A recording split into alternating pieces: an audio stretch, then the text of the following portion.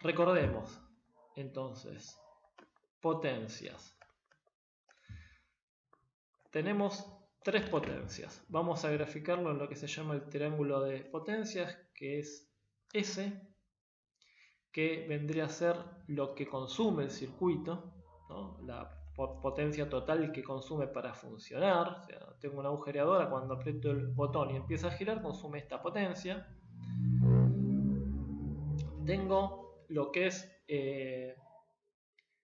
la potencia que se cobra, que se marca con una P.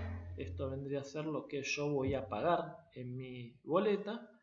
Y tengo otra potencia, que es la potencia reactiva, que es la potencia, lo voy a marcar con una letra Q, que esa es la potencia que necesita el circuito para funcionar. ¿Por qué necesitamos potencia reactiva? Bueno, porque tenemos elementos reactivos.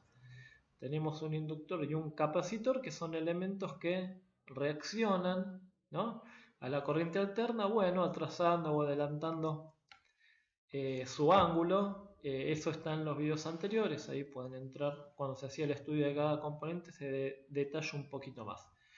Entonces, tenemos potencia activa, reactiva y aparente. Bueno, las tres potencias conviven en lo que es el consumo de un circuito.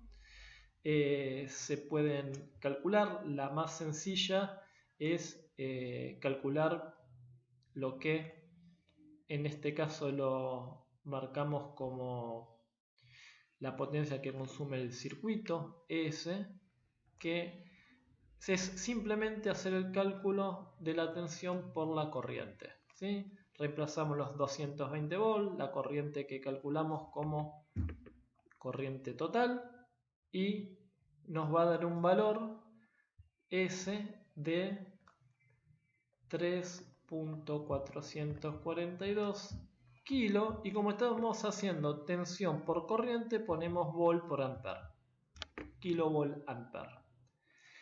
Para hacer el cálculo de P, vamos a hacer, obviamente este circuito va a tener un ángulo. El ángulo es el que calculamos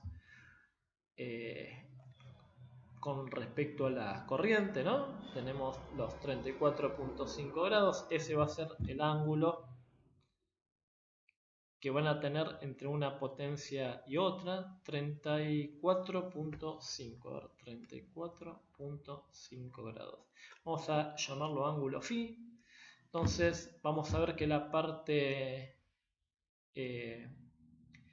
de P va a ser el coseno del ángulo por S, ¿sí? Y lo que es la potencia reactiva lo vamos a calcular como el seno del ángulo por S. Ahí vamos a tener las otras dos potencias. Si reemplazamos los valores, hacemos el coseno y el seno de los 34.5 grados y lo multiplicamos por el valor de S que obtuvimos ahí arriba, vamos a ver que tenemos una potencia reactiva de 1.942 y lo vamos a nombrar como volt ampere reactivos, ¿sí? Y perdón, no, esto es Q, 1.942 kilo volt ampere reactivo. Y vamos a tener que lo que es P va a ser 2.83 kilos, y como es la potencia que uno paga, ponemos la W de watt, ¿sí? Entonces, esta es la potencia que uno paga en la boleta de luz. Esta es una potencia indeseada que se genera porque tenemos componentes reactivos, y S vendría a ser la potencia que el circuito está consumiendo realmente. Veamos el gráfico para entender lo que acabamos de hacer. Miren el tamaño que tiene S y el tamaño que tiene P.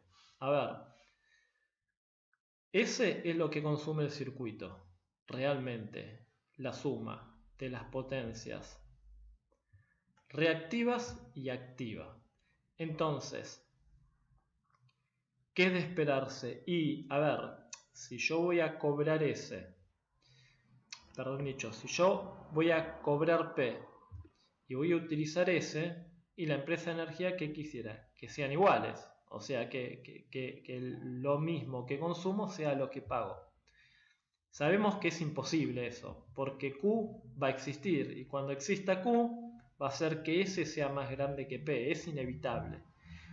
Entonces, ¿están dispuestos a soportar esa diferencia, a que yo consuma más de lo que estoy pagando, pero con ciertos límites? A ver, no es lo mismo la diferencia de tamaño que tiene entre S y P en este triángulo que el que tengo acá, ¿sí?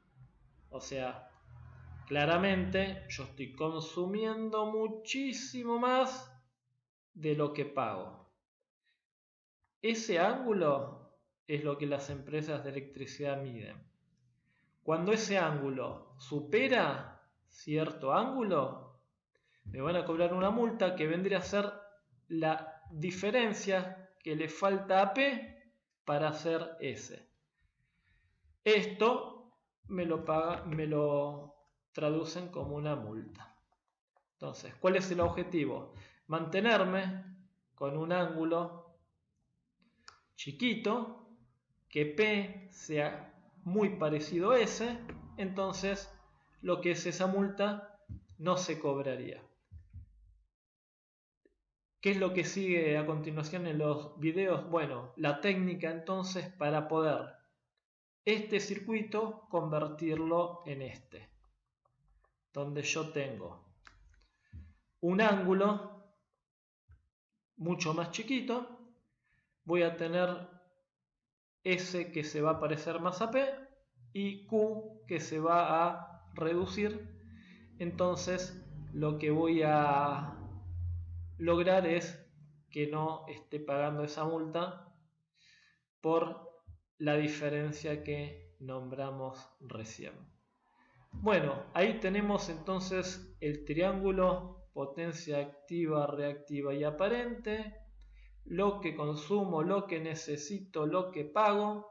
Vamos a ver cómo podemos acomodar algunos valores en este circuito que nos planteamos originalmente, que es agregarle un valor desconocido por el momento de capacitor, con la intención de llevar ese ángulo a un valor más aceptable por las empresas de electricidad y evitarme esa multa que nadie quiere.